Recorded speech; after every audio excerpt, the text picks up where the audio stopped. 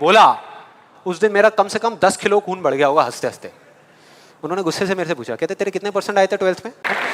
मतलब फोटोग्राफी से इसका कोई कनेक्शन नहीं है दूर दूर तक, लेकिन उनका ये सवाल था कितने परसेंट आए थे तेरे 12th में? मैंने कहा जी 85% आए थे। फिर उन्होंने एक अजीब सा एक्सप्रेशन दिया, मेरे को ऐसे देखा जैसे कि मेरे से बड़ा बेवकूफ़ इस पूरी दुनिया में कोई नहीं है, और बोली उसके 92% आए थे।